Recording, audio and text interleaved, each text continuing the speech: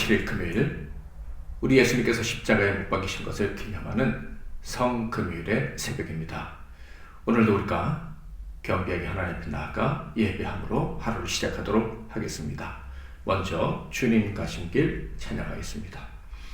주님 가신 길, 십자가의 길, 외롭고 무거웠던 길, 골고다의 거친 언덕길, 지치신 주님의 모습. 오 나의 주님 용서하소서, 죄인 위에 고난 받으셨네. 이 세상에 생명 주시길, 그렇게도 원하셨던 길. 머리에는 가시면류관, 허리에는 굵은 창자국, 손과 발목 다 찔리신 지치신 주님의 모습. 오 나의 주님 용서하소서, 죄인 위에 고난 받으셨네. 이 세상에 생명 주시길, 그렇게도 원하셨던 길. 마르는 눈물, 타는 목마름, 피로 찌든 십자가 위에 하늘 향해 호소하시는 버림받은 주님의 영혼. 오 나의 주님 용서하소서, 죄인 위에 고난 받으셨네. 이 세상에 생명 주시길, 그렇게도 원하셨던 길. 오늘 하나님께서 주신 은혜의 말씀은 마가복음 15장 16절에서 32절 말씀이 되겠습니다. 마가복음 15장 16절에서부터 32절 말씀을 봉독해 드리겠습니다. 군인들이 예수를 끌고 프라이도리온이라는 뜰 안으로 들어가서 온 군대를 모으고 예수에게 자색 옷을 입히고 가시관을 엮어 씌우고 격려하여 이르되 유대인의 왕이여 평안할지어다 하고 갈대로 그의 머리를 치며 침을 뱉으며 꿇어 절하더라. 희롱을 다한 후 자색 옷을 벗기고 도로 그의 옷을 입히고 십자가에 못 박으려고 끌고 나가니라. 마침 알렉산더와 루포의 아버지인 쿠레네 사람 시몬이 시골로부터 와서 지나가는데 그들이 그를 억지로 같이 가게 하여 예수의 십자가를 지우고 예수를 끌고 골고다라 하는 곳, 번역하면 해골의 곳에 이르러 모략을 탄 포도주를 주었으나 예수께서 받지 아니하시니라. 십자가에 못 박고 그 옷을 나눌세 누가 어느 것을 가질까 하여 제비를 뽑더라. 때가 제3시가 되어 십자가에 못 박으니라. 그 위에 있는 죄패 유대인의 왕이라 썼고 강도들을 예수와 함께 십자가에 못 박으니 하나는 그의 우편에 하나는 좌편에 있더라.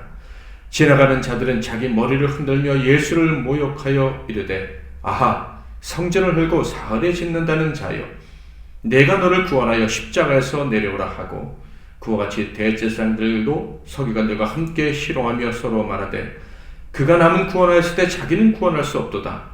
이스라엘의 왕 그리스도가 지금 십자가에서 내려와 우리가 보고 믿게 할지어다 하며 함께 십자가에 못 박힌 자들도 예수를 욕하더라.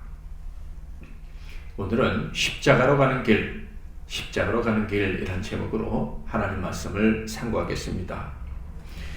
오늘은 말씀드린 대로 주님께서 잡히시고 수욕을 당하시고 십자가에서 죽으신 성금요일입니다. 자신을 향한 모든 거짓 고발들의 침묵하신 주님은 결국 빌라도에게 사형 언도를 받으셨죠.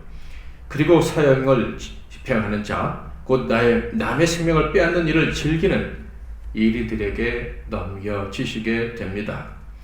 사형을 집행할 군대는 먹잇감을 잡은 이리들처럼 다 모여들었습니다. 16절 군인들이 예수를 끌고 브라이도련이라는 뜰 안으로 들어가서 온 군대를 모으고 그리고 그들의 먹잇감으로 던져진 예수님을 다 같이 힘을 합쳐 희롱했습니다. 17절부터 19절 예수에게 자색 옷을 입히고 가시관을 엮어 씌우고 격려하여 이르되 유대인의 왕이여 평안할지어다 하고 갈대로 그의 머리를 치며 침을 뱉으며 꿇어 절하더라. 그런데 그들의 희롱을 시작할 때 가장 먼저 한 말과 행동은 어떤 것이었는지 아십니까? 놀랍게도 예수님을 유대인의 왕으로 꾸미고 유대인의 왕이라고 부른 것입니다. 이 행위는 조롱을 위한 것이었지만 근데 그 담긴 뜻은 진리였습니다. 마치 예수님께서 귀신들을 쫓아내실 때 그 귀신들의 입에서 진리의 말이 나왔던 것처럼 즉 예수 그리스도를 하나님의 아들이라고 불렀던 것처럼 이 사악한 이들은 하나님의 계획 안에서 예수를 조롱하려 했지만 예수를 유대인의 왕이라고 불렀던 것이죠. 그렇지만 그들의 눈에 유대인의 왕은 우스운 존재였을 뿐이었습니다. 힘없이 붙잡혔지요. 아무도 그를 위해 변론하는 자가 없습니다. 그리고 그 왕 스스로도 싸우려는 의지를 조금도 보이지 않았어요. 어떻게 이런 자가 왕이 될 수 있으며 심지어 하나님의 아들이요 장차 와서 심판할 자로 주장할 수 있는가?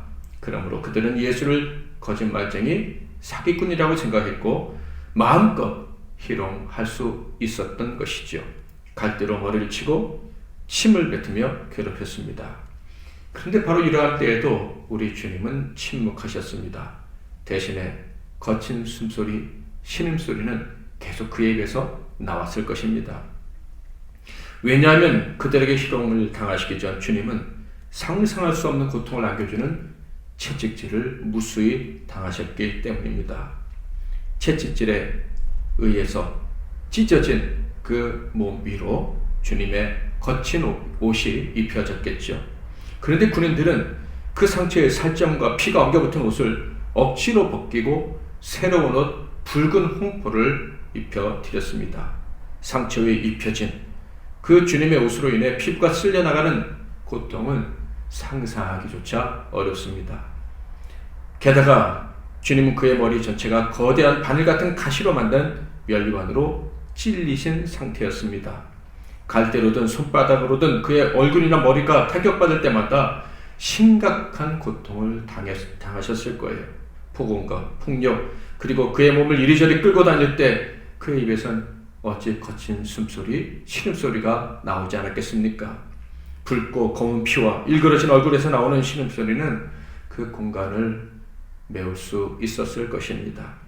우리가 당해야 될 쓰라린 고통과 수치를 홀로 다 당하신 후 주님은 이제 십자가에서의 죽음을 향해 출발하시게 됩니다.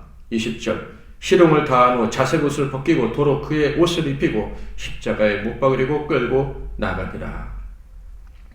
희롱으로 채찍질로 온몸이 만신창이가 되고 이제 남은 기력이라고는 거의 찾아볼 수 없을 때 보통 사람 같았으면 혼이 다 빠져버렸다고 할 수 있는 그때 주님은 홀로 십자가를 지고 골고다를 향해 출발하신 것이죠.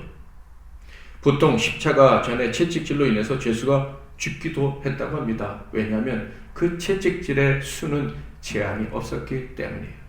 예수님은 무수한 채찍질로 몸몸에 힘이 다 빠질 정도로 고통스러운 상황 속에서 그 무거운 십자가를 지고 골고다를 향해 나아가신 것이죠. 결국 주님의 기력이 너무 세지 않았기 때문에 이 살인범들에게 문제가 발생하게 됩니다. 6월절이 시작되기 전에 사형을 집행하려면 빨리 진행해야 되는데 힘이 다 빠져버린 주님은 그 무거운 십자가를 지고 걸으실 수가 없다는 것을 그들이 확인했기 때문입니다. 그래서 그들은 다른 방법을 생각해내었죠. 바로 다른 사람이 주의 십자가를 지고 십자가 형틀이 세워지는 곳까지 가게 하는 것이었습니다. 21절 마침 알렉산더와 루포의 아버지인 구레네 사람 시몬이 시골로부터 와서 지나가는데 그들이 그를 억지로 같이 가게 하여 예수의 십자가를 지우고 그러니까 구레네 사람 시몬이 처음으로 주님처럼 십자가를 지고 걷는 사람이 된 것이죠. 주님은 누구든지 나를 따라오려거든 자기를 부인하고 자기 십자가를 지고 나를 쫓을 것이니라 하셨는데요. 바로 이 말씀에 자기도 모르게 처음으로 순종한 사람이 바로 구레네 시몬이죠. 어쩌면 자기 십자가보다 더 무거운 주님의 십자가를 지고 갔으니 그는 참으로 큰 일을 한 사람이에요. 여기서 우리는 한 가지 중요한 진리를 깨닫게 됩니다. 십자가는 아무나 지는 것이 아니라 또 자기 의지로 지는 것도 아니고 오직 하나님의 은혜를 입은 사람만이 질 수 있다는 것을 깨닫게 됩니다. 주님의 나라를 위해서, 교회를 위해서, 사랑하는 사람들을 위해서 십자가를 질 수 있는 은혜가 저와 여러분에게 임하기를 축복합니다. 그렇게 수많은 사건들을 통과해서 주님은 골고다에 도착하시게 됩니다. 십자가를 세우는 곳, 바로 모든 죄를 대신 지신 주님을 처형할 장소에 도착하게 된 것이죠.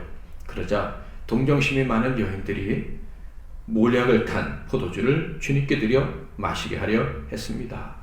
모략과 쓸개가 맛이 비슷하다고 하죠. 마태복음에 그래서 쓸개탄 포도주다 이렇게 표현하고 있어요.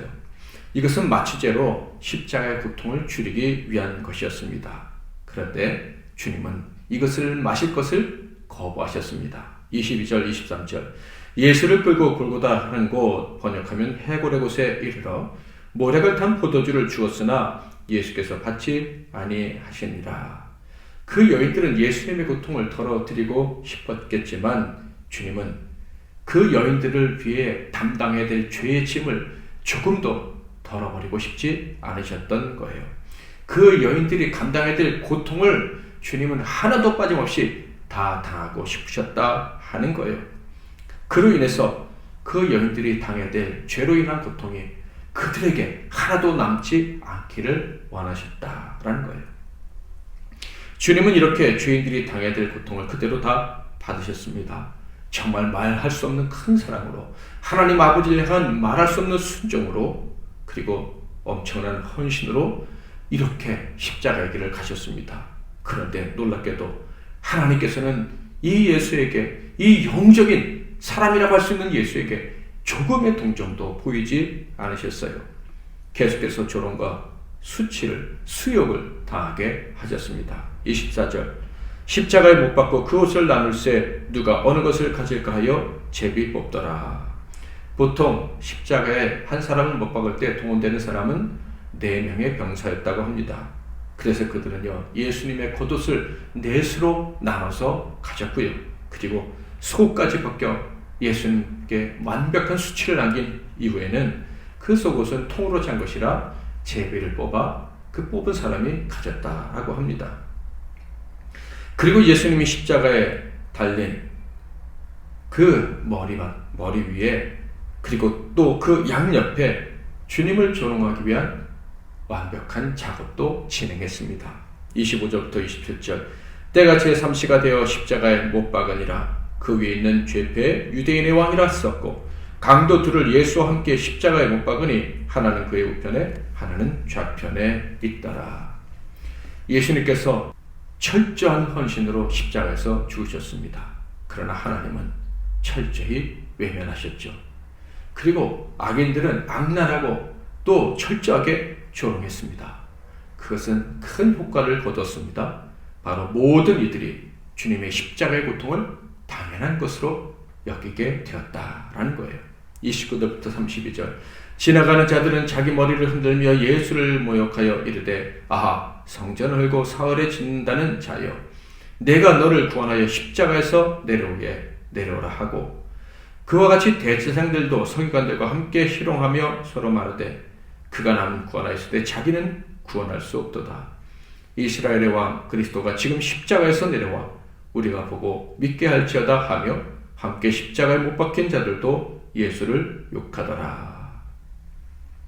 예수님께서 십자가에 달리시기까지 그 여정은 완전히 버림받은 죄인의 길 그 자체였습니다. 그것도 모든 사람들이 주님을 향한 완벽한 조롱과 폭력을 당연하게 여길 정도로 비참한 길이었습니다. 심지어 하나님 아버지도 외면하신 슬픈 길이었죠. 사랑하는 이들은 모두 도망갔고 어떤 사람도 그의 아픔에 공감하지 않았습니다. 아주 적은 무리가 예수의 아픔에 동정심을 가지고 모략탄 포도주 그것을 주님께 드려 고통을 덜게 하려 했지만 주님은 그것마저 거부하시고 온전히 세상의 모든 고통을 다 담당하시고 그 길을 걸어가셨습니다. 저와 여러분이 가야 될 그 길, 저와 여러분의 죄 때문에 당해야 될 그 고통의 길을 주님이 홀로 걸어가신 것입니다.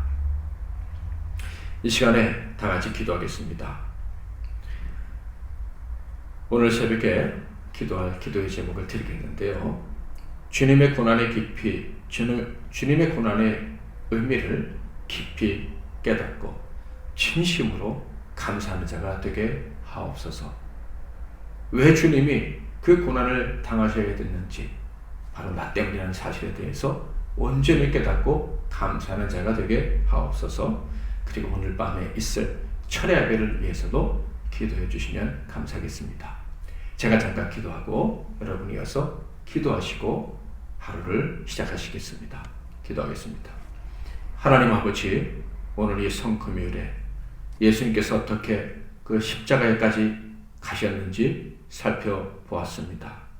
나 때문에, 우리 때문에 가신 그 길, 얼마나 외롭고 고통스러웠는지, 심지어 하나님마저 외면하신 철저한 죽음의 길이었음을 오늘 우리가 확인했습니다. 주님이 그 길을 걸어가셔서 우리를 위해 죽으셨기 때문에 우리에게는 죄로 인한 고통이 하나도 남지 않고 하나님의 의롭다 하심 앞에 당당히 나아가 복을 누리게 되었음을 믿습니다. 이 진리를 오늘 다시 깊이 깨닫고 다시 우리를 위해 죽으신 주님께 감사할 뿐만 아니라 모든 죄의 고통에서부터 우리를 살리시는 부활의 소망이 커지는 그런 복된 시간 되게 하옵소서. 예수 그리스도의 이름으로 기도하옵나이다.